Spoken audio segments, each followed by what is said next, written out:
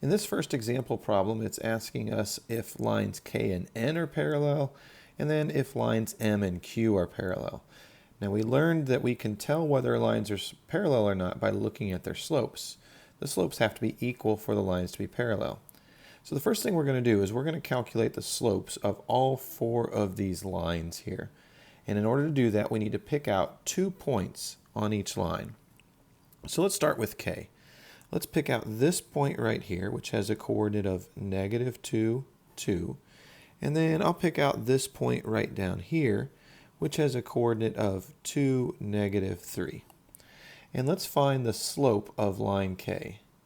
So slope of K. That's going to be found, if you remember, you do slope by taking y minus y over x minus x. So I'm going to take the first y coordinate, which was 2, and subtract the second y coordinate, which was -3. And then I'm going to do the same thing with the x's. The first x coordinate minus the second x coordinate. Now that's going to give me, let's see, 2 minus -3 is the same as 2 plus 3.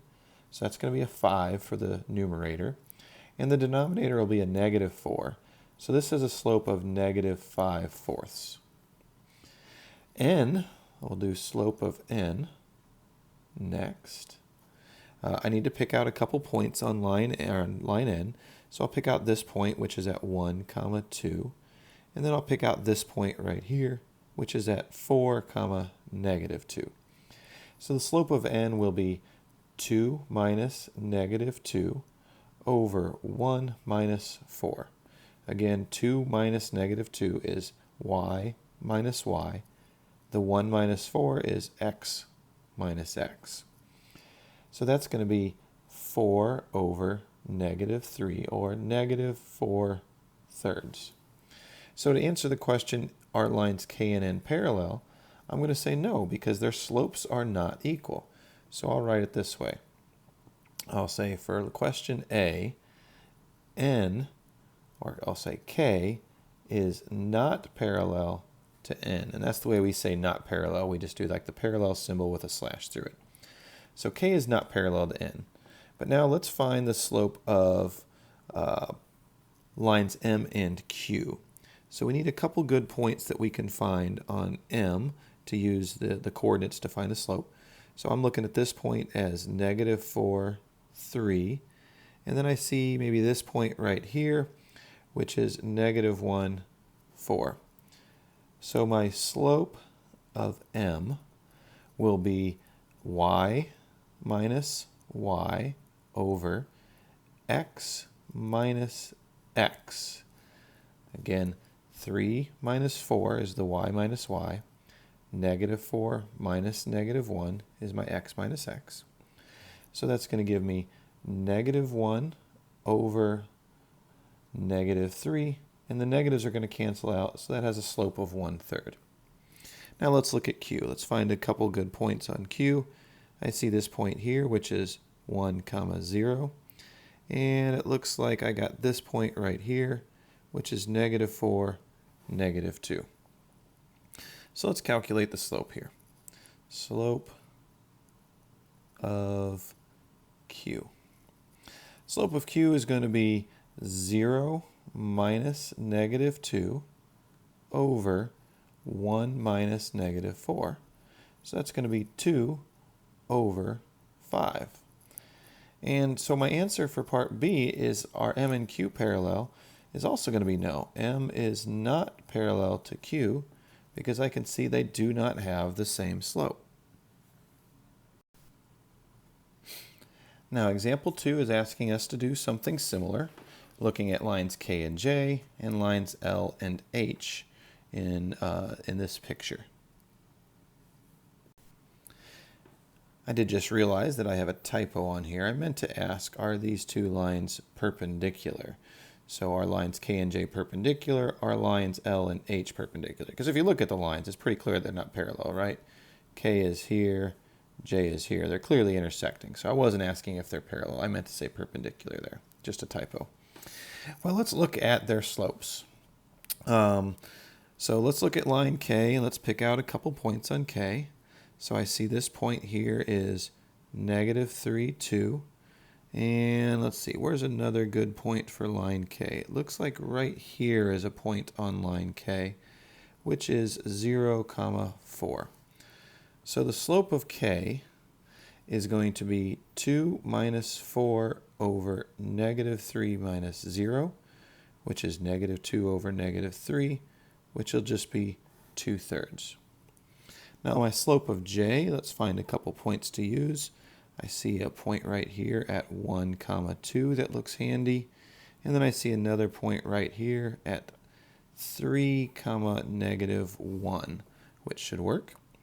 So line J, its slope would be found by taking 2 minus negative 1 and 1 minus 3. So that's going to be 2 minus negative 1 will be the same as 2 plus 1, which is 3. 1 minus 3 is negative 2. Now right away I look at these two slopes and I notice, hey look, one's positive, one's negative, because 3 over negative 2 is the same as just saying negative 3 halves. One's negative, one's positive, and they are reciprocals of one another, 2/3 versus 3 halves. So that tells me that K is parallel to J. Now, just to show you there's another way to kind of look at that, we can say if we multiply slope of K, 2/3, times the slope of J, negative 3 halves, we're going to get negative 6 over 6, which is negative 1. So again, they're products. The products of their slopes are negative 1. I looked at it over here. I said, hey, they're opposite reciprocals. Somebody else might look at those slopes, multiply them together, and say, hey, look, that product is negative 1. Either way we're going to look at it, the answer to question A is that K is perpendicular to J. Now let's do lines L and H. So line L has a point right here at 3, 2, and then it looks like it has another point right down here at looks like 1, negative 3. So let's do our slope of line L. It would be 2 minus negative 3 over 3 minus 1, which is going to be 5 over 2. Doing this, calculating the slopes is always a little bit tricky. You just got to make sure you watch for your negatives and make sure you're keeping the x and the y coordinates in the same order. So when I started with this 2 right here for the top part of my slope, and I did 2 minus negative 3, I had to be sure I started with this 3 for the denominator and did 3 minus the 1. In any case, I get a slope of 5 halves there. Now for H, H also uses that point 1, negative 3, but then it looks like it also uses, let's see, where's another good point on H? It looks like maybe right here is a point that I'll use at negative 2, negative 1. So my slope of H would be negative 1 minus negative 3 over negative 2 minus 1, which is going to be negative 1 plus 3 is 2, and negative 2 minus 1 is negative 3. So this line has a slope of negative 2/3, which is not the opposite reciprocal of this one. So I can say that L is not perpendicular to H. And that would be my answer for part B. Now, in example 3, we are going to write the equation of a line that is parallel to this line, y equals negative 3x plus 2, and passes through the point 3, 1. Now, in order to do this problem, we need to remember a little something about how we write the equation of a line in slope-intercept form.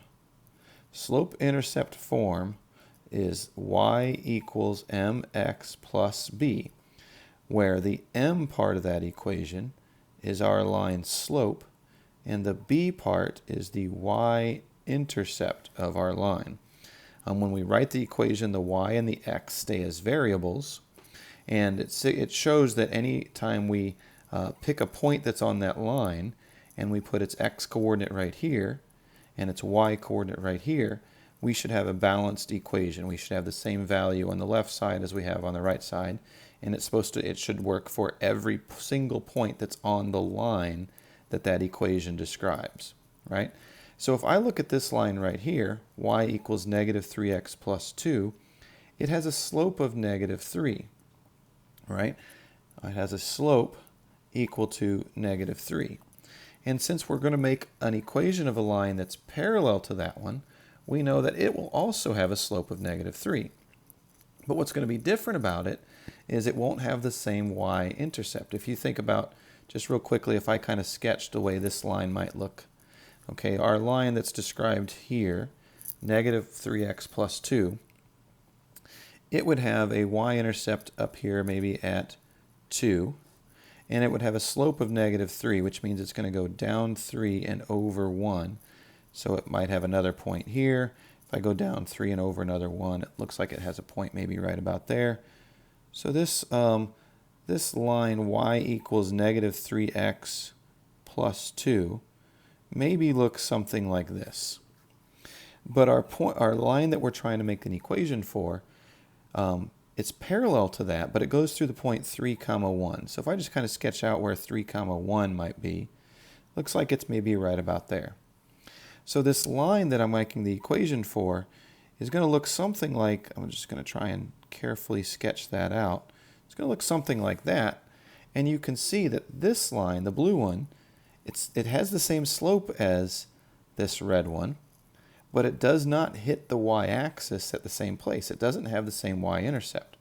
So we have to figure out, what is the y-intercept going to be for this line? Where is it going to hit this y-axis? What number are we going to put in for the b value in this line's equation?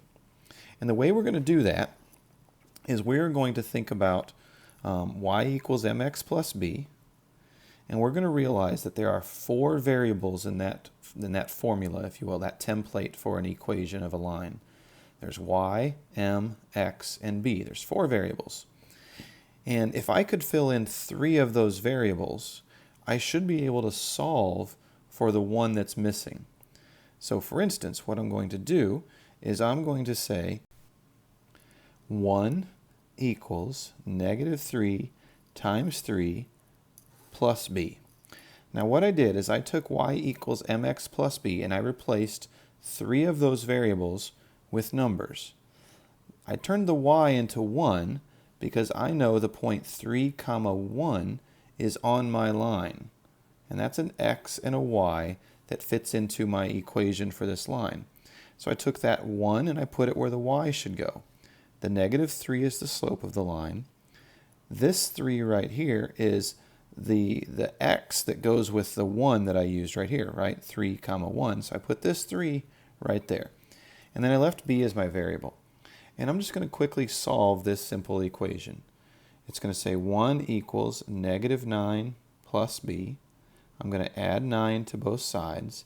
And it says 10 equals b, which if you just look at my sketch kind of makes sense because it does look like this blue line is going to hit the y-axis someplace way up here, way above where the other red line hit it. And now just doing this, it says, okay, it's going to hit the y-axis at 10, which does seem to make sense. But that means that I know my equation is going to be y equals negative 3x plus 10. I use the same value for m as I had in this line because they're parallel. They're going to have the same slope.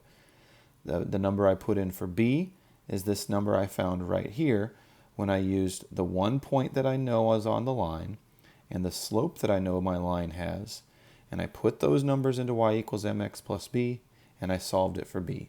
And then I used that as the b value in my line's equation.